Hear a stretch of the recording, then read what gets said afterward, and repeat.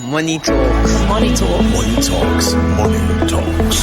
Hi, my name is Ibeleye Paul-Otu, President CFA Society Nigeria. Join me and a host of other financial industry practitioners for Money Talks with CFA Society Nigeria. Money Talks. Money Talks. Money Talks. Money Talks. Money Talks with CFA Society Nigeria. Let's talk about money. Hello everyone and welcome to Money Talks. Money Talks is brought to you by CFA Society Nigeria and it's a financial literacy program. Smart. Uzechi is my name. You can call me Captain Smart and you will be financially correct. My guest in the studio today is Ibeleye Paul-Otu and I'll call her IB. IB is a seasoned administrator and development professional with over 15 years of impactful experience driving initiatives that empower individuals, particularly African youth, to unlock their potential. In her role as head of programs at Yellow Cowries, a social enterprise that leverages gamification to effectively drive financial literacy for students, young adults, and micro and small business owners, IB spearheads efforts to advance financial literacy and inclusion. Her strategic leadership has positioned Yellow Cowries as a key player in making financial education fun, engaging, and accessible for people. And IB is here with me in the studio. We'll have to give her a round of applause to welcome her.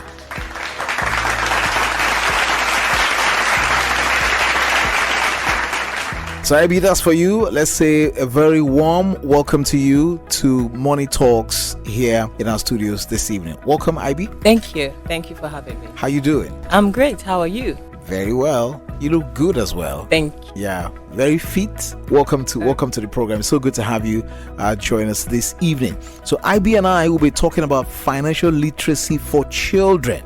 Yes, even if you don't have a child, you are going to have a child later, or you have a child around you, there must be a child around you. So this is for everyone, as we like to say. To participate here, you can call us on the telephone 0700-923-923-923. That's the number to call us for voice calls. Again, 0700-923-923-923. Or you can send messages to us on WhatsApp, 0817-313-6193. That's 0817-313-6193. Or you can send WhatsApp voice notes to that number. You can also go to the website of CFA Society Nigeria. It's at www.cfasocietyng.org. You can reach them also on all the social media platforms, on LinkedIn, on Facebook, on X, on YouTube, and everywhere there's social media. You'll find them there at CFA Society NG. So back here in the studio, financial literacy for children. That's what we're dealing with right here. Do you have a child? You want them to learn financial literacy from a very tender age? Then lend us your ears. So IB, let's get this conversation started. When we talk about financial literacy, what does it mean for children? Is it necessary, and why is it so important? Okay, so financial literacy is basically teaching children the basics concepts, basic steps of managing money. Okay, so this can be concepts like planning, things like budgeting, savings, and even investment, but in a very simple method. I usually ask young children, when you hear money, what comes to your mind when you hear money? And the first thing they go is spend, buy buy all the time. And I always say that, okay, it's good, but that's not the first thing that should come to your mind. Okay, so there's spending, yes. So later on I probably hear saving, but very few times I hear investment. So I'll also say financial literacy is literally about instilling the right mindset and understanding of money, equipping children, or everyone actually, with the knowledge and skills to make informed financial decisions. This does not only improve the quality of life of a child, but paves way for financial well-being and freedom. And also, there's a question I ask them: if you have a body, does it mean that you are healthy? If you have a body, I can even ask you, if you have a body, does it mean you are healthy? Of course not. If you have money, does it mean you're wealthy? So there's work that needs to be done. You can't say because you have a body, you're fine, you can eat anyhow, you can just treat your body in certain ways that are wrong. So you have to consciously do certain things to make sure that your money is making money for you, or your money is literally getting you to be wealthy or to be rich. So financial literacy will literally help you will foster some form of discipline, responsibility, some form of confidence in a person. So yes, you're understanding the basics of managing money, but you're also becoming a better person. It's a holistic thing it does for someone. Very important there. So having said that, IB, let me now ask you, these children you talked about, yeah, you got it right. Anytime they see money, is daddy, I want to buy, daddy, let's go and buy, mommy, let's buy. So at what age really should children now start learning about money and financial concepts? At what age will it not be too early, and at what age will it be considered to be too late? Okay, so children are like sponges, okay? They take in so many things. They take in as what they see, what they hear. So I personally will say they can actually start learning about money as soon as they understand the principle of addition and subtraction. Money is numbers, okay? So you learn your 1 + 1 is 2, 2 + 2 is 4. So why can't you also learn about cash, about real money, being 2 naira here, 2 naira here gives you 4 naira, you can buy this. Okay, so we can always find a way to break it down for them, simplify it, and as they grow older, we can then introduce the complex concept, because tailoring it into the stage at which they are at helps them to understand and also retain the information. So I have 2 children, 6 years old and 4 years old, and I can literally say that has helped a long way. So my 6-year-old is learning addition, subtraction, multiplication in school already. So having to explain to her that this is what we have to buy certain things, it's not a problem for her to say, okay, we can't buy this other thing because this is all that we have. If you add this and this and this, you can't get to this total. So it's already in their mindset. So just apply it. Just apply it to them at that stage. So I would say maybe 4 years old. People argue with me, but personally, they say, what does a 4-year-old know? Right? But I tell you, they know so much more that you don't even know about. Yeah. Wow. So you heard it there. Once the child can add and subtract, start to teach them about money. So everybody's talking about financial independence, especially in the future.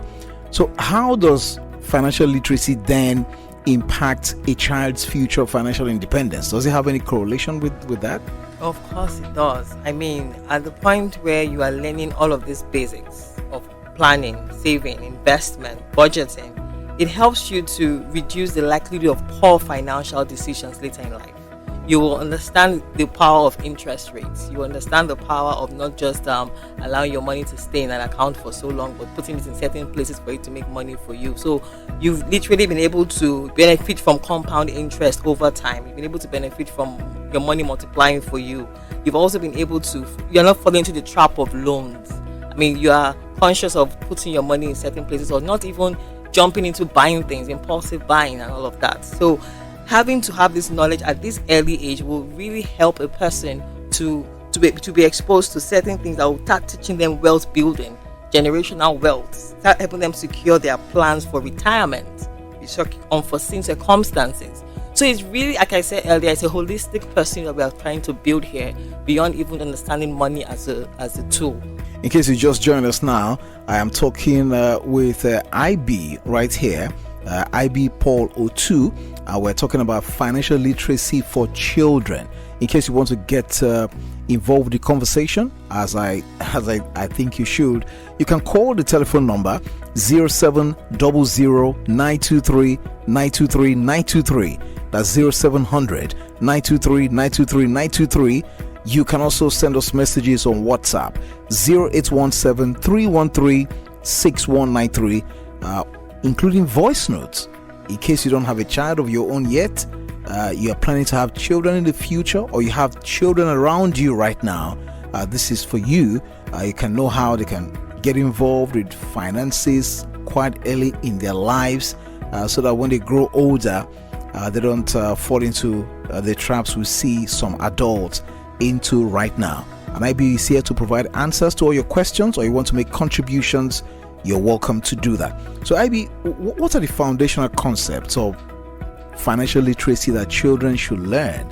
you started talking about earning money, saving, spending, and as you said, not so many of them are talking about investments. Yeah. Okay, so I think for me, the first thing a child should understand is planning. Okay, so you have money. What is the plan? You need to have a plan. You need to understand what do I have? What do I want to achieve? What do I have? Am I able to achieve this? Okay, so I have this amount of money with me. Also understand, is it a need or is it a want? Is it something that I need to even spend? Is it whatever I'm aiming at? Is it really do I really need to purchase that thing? So they should understand those two concepts of needs and wants.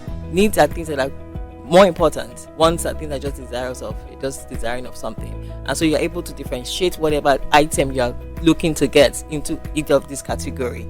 Also, understand the importance of budgeting. Okay, so you have this amount of money. Am I going to use everything to spend? That's what always comes to our minds. We're spending and spending and spending. But you can actually go through the budget rule, which we have 50, 30, 20 rule.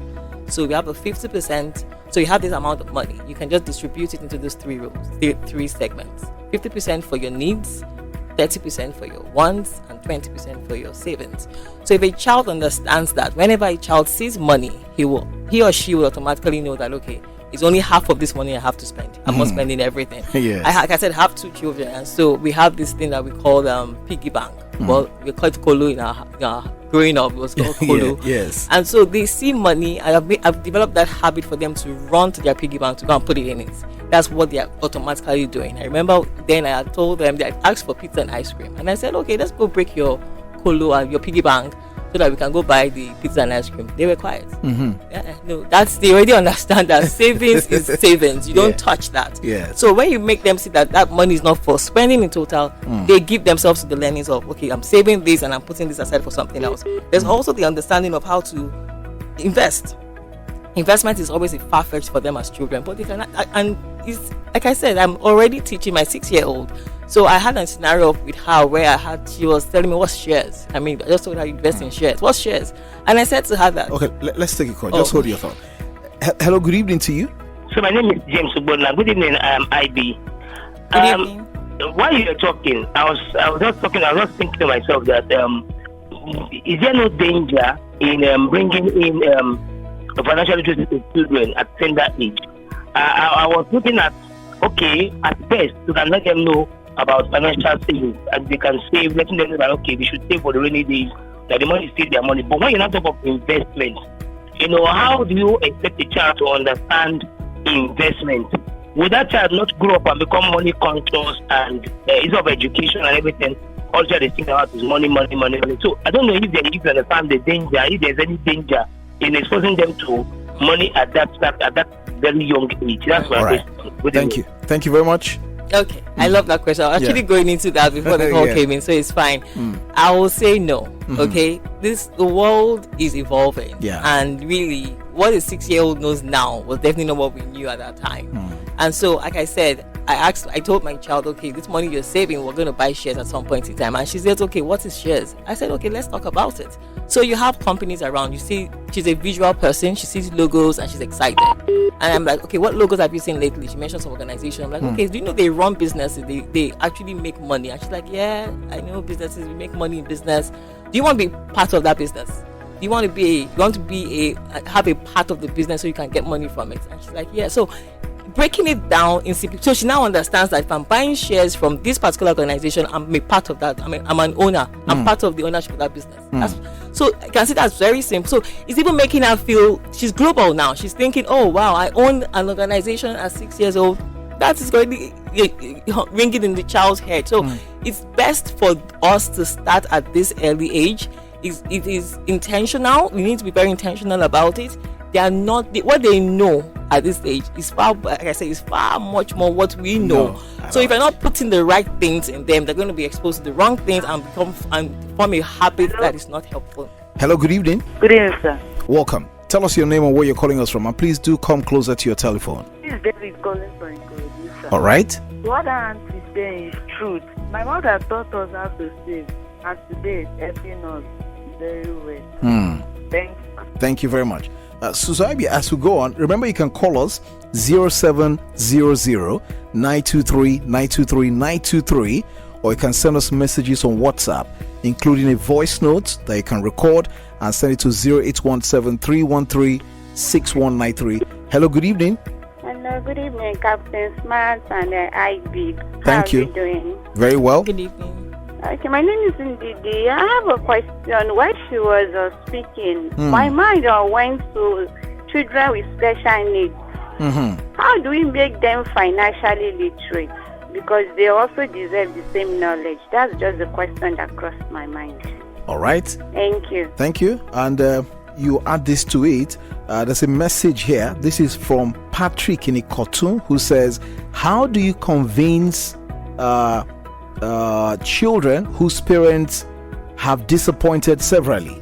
For example, a visitor comes to the house and gives some money to a child, and once the visitor leaves, the parents collect the money and lie to them that they want to keep it for them and end up spending it. Good afternoon, Captain Smart and the guest in the studio. So how do you convince that child? You're always taking their money, say, I'll save it for you. First of all, I want to say, parents, we need to stop it. Yeah. That is not good. That is not healthy at all. And we need to also, as like you said, they're children. So as a child, you need to not allow certain circumstances around that has happened to discourage you. So I would say to that child to not use that scenario to determine his or her future for the rest of her life. It's a principle. It's a principle of, if you save, you will become financially secure. Let's focus more on the principle and not the parties playing around the principle. Parents are different in different forms. There are some things you cannot control as a child. So do not get stuck in that, oh, he or she did this and so I don't be. That's their weakness. But you can focus on this principle that this money didn't work out the way I wanted it to work out. The next money I'm going to get this and this I'm going to do instead. I think is the best way to approach it. So you need to answer the question of the lady. Oh, the special need child. Okay, I think it's basically the same principle. I'm not sure there has to be anything put in place that will be different from what we are already doing for a child. So I'm sure they have people that they are caretakers that take care of them. So it's for them to say, okay, this money I want. They can talk, right? Special needs children to an extent, I believe. So it's just for them to identify what exactly they want to put their money in, and it's fine. Phone lines are still open: 0700-923-923-923 or 0817-313-6193, and that's on WhatsApp. So Ivy, how do you manage a child's expectation? Differentiating that expectation from wants. Actually, the child wants something. They say, "Daddy, buy," "Mommy, buy," and all of those things. And many times, like when you go to a market with a child, they believe that you can buy everything, whatever they. How do you manage such expectations? That's why I said teach them these things early. Yeah. You don't expect, they don't know these things. So you just go with it. Because naturally a child will just see you buying, they believe that you just go to the supermarket, you pick things and you're gone. But the moment they start understanding, like, give them money to go to the market with you. Okay, this is my own money I'm holding. This is your own. Go and buy your own stuff too. So they understand that you didn't just go there and start picking different things. You actually had a plan. You came with this amount of money. So I'm with this amount of money. Let them also have that experience. I go into the supermarket, I give my daughter some money, you can pick your own thing. But guess what? They will now understand that not everything they can pick. Because you have 10,000 naira, you want to pick this, that. I'm looking at you, that nothing I can do is what you have to spend. So they've seen it by themselves and they can't do it. They just naturally enter into the understanding of, okay, so this is how life is. And they'll reduce the nagging or the tantrums they're throwing, that buy me this, buy me that. I think we need to see children as they are children, but they are very observant. They are taking in a lot of things. So give it to them. Give them as much as you can, and you see that you give a beautiful result. And I guess that's how to introduce the concept of money management in a way that children can understand what you just said now. Can you elaborate on it? Like I said, money management is something, introducing the concept is not, you don't have to sit down with them on a one-on-one basis all the time. It's everyday experiences you have with them. Like I talk about the supermarket now, you can actually be more intentional by saying, okay, you do this chore now at home, you tidy up your room for this number of days, you get this amount of money. So they feel a form of responsibility. They feel fulfillment also, sense of fulfillment for them to say, okay, they earn this money. And so they see money as you can't just use it anyhow. They will take good care of it. You can also do things like allowances. They go to school, you give them an amount of money, like maybe 1,000 naira for a week. You can start even a weekly amount of monthly allowance or or monthly allowance. A child that gets the first 1,000 naira will spend everything the first or second day. They allow them to spend it, allow them to make their mistakes, allow them to then they will come to the realization of it later on that okay, this doesn't work this way anymore. Hello, good evening. Okay, Captain Smart, I'm calling back again. This is James Bonner. Please quickly, okay, 30 seconds, yes. Yes, ma'am. So please, I want you to help us look at parents, because if you have to teach a child financial literacy, what about in the case where parents don't even have that knowledge? So sometimes you see a child trying to save, and then maybe the child trying to look at investment, and the father or mother doesn't even know anything called investment and stuff like that. And they be like, who is teaching this child? What have you been learning outside, or things like that? So I'm happy that this program is addressing everybody. So how do you help parents who don't even have the knowledge to even start with? We do not see it as the child is going overboard, or the child is learning the wrong things outside and stuff like that. Okay, thank you very much. And so IB, in answering that, I want you to add this one to say to us why saving is an essential skill for children, and how parents particularly can teach this skill very effectively. Okay, so let me start with that and lead to the question he asked. Yeah, it's very essential. Savings is very essential. It conquers instant gratification. So like I said before, desire to pick up an item just because it is calling their name, savings is the rescue to that. You know that this item you have cannot purchase this thing because you can't spend all the money you have. You already have that 50, 30, 20 budget rule with you, so you will divide the money into half for what you can spend. It also, do not say what is, there's a quote that says, do not say what is left. Do not say what is left after spending. Instead, spend what is left after saving. And I highly believe in that, because look, everything is spend, but you need to be more intentional about putting money aside before you think of what you can even spend money on. Let them understand the importance of it. So if you don't make them see the importance of what this thing is, they will abuse it. Let them see the benefit of it. Tell them, show them the scenarios that can play out if you do this and if you do that. They listen. Children listen. Talk about your own. Some parents do have some savings journey. Let me not say all parents. Talk about your own savings culture, your savings journey of how you saved and you went to school or got money. Let them see that it can actually be a reality. So introduce them to reward system also. I mean, make them say, okay, you've been able to save this for this particular goal. Oh wow, take this extra. That's interest. Teach them interest. You get to save and you're getting interest in it. So it's very essential. Savings will not just help your child manage their money, but will make them a disciplined child for every other part of their life. And a message here, Ayaba Esteri in Badagry. She says, wow, IB, I love the way you just explained shares. We'll definitely use that. They understand colo and savings, but not investment. Thank you, she says right there. Thank you very much, Ayaba, for joining us. And a listener here from the US, if he's saying that, wow, she's enjoying it, that she doesn't think she can ask any questions. So she's really enjoying what you're saying. Thank you very much, Ify. And then as we begin to wrap this up, IB, what are some practical tools that you can use in these savings that you're talking about? Things like you mentioned, piggy banks or colo, jazz, and now technologically we have apps. I was going to go into that also. So we've talked about the piggy bank, we've talked about the colo, but now we can actually have interactive tools such as games. Games, we have them in card form, we have them in board form. These are things that you're having fun and you are learning. You can't miss those kind of learnings because you're not being intense with them. So they are open, they're excited, and it will stay in their heart and their mind for a long time. You can have budgeting sheets for them. Okay, you're saying income, you're saying expenditure, you're saying wants. Let them have a table, a chart, where they can always just go slot in the things that they plan to buy for the month, put in the amount, see the difference of what exactly can happen and what cannot happen. You can have that for them on a monthly basis, and you can review it with them on a later note. Apps, like you said, digital apps.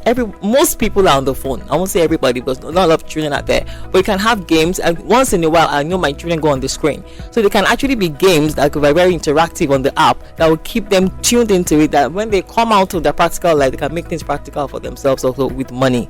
So yeah, those are just few tools I will mention at this point in time. Very, very educating, I can tell you. Now, finally, Ivy, let me ask you this one last question before we go. Talking about parents and budgeting for the children, how can this be introduced to them? The idea of creating a very simple budget. I mean, they're not graduates of finance or banking and finance, but how can they start early to teach them that? let them understand needs and wants. What is a need? What is a want? Let them go through the 50-30-20 rule, budget rule.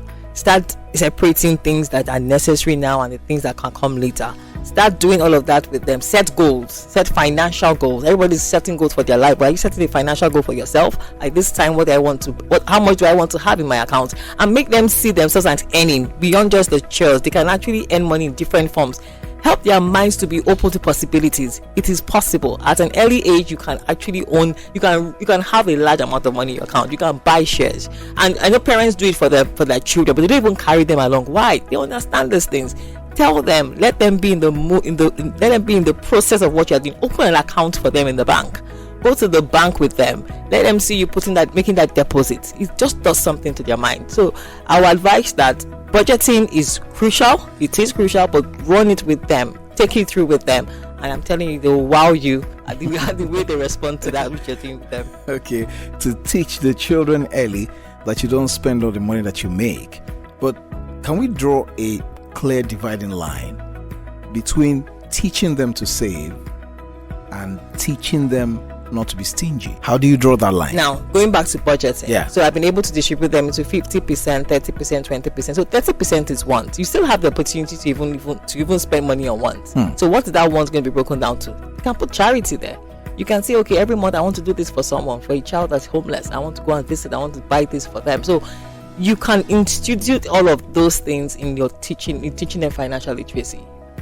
Charity helps. Put that as a budgeting also for them, and I don't think that will make them all about themselves. It's really opening them to being to add value to someone else. Thank you very much, IB. This is my in-law from Abonima, back there in River State. If you know Abonima, she's from the beautiful city. Abonima is a city, a beautiful city. Abonima in River State. That's the Calabari area of Rivers. Ibeleye Paul-Otu. She is the head of programs at Yellow Cowries, and she's been talking with us here today about financial literacy for children. And I'm very sure you've got an asset that you're going to use it on your children and make them financially responsible in the future. You will enjoy them when you teach them these things early. Ibeleye Paul-Otu, thank you so much for your time. Thank you for having me. We appreciate you, and we're looking forward to having you sometime soon. That's our package today. Thank you so much, everyone, for joining us. We'll be back next time. Till then, keep making finance a force for good. Thank you for joining us on this episode of Money Talks, hosted by the CFA Society Nigeria. Stay connected with us on Instagram, Facebook, LinkedIn, X, and YouTube at CFA Society Nigeria. Follow us for more financial insight and updates. Keep a date with us next time.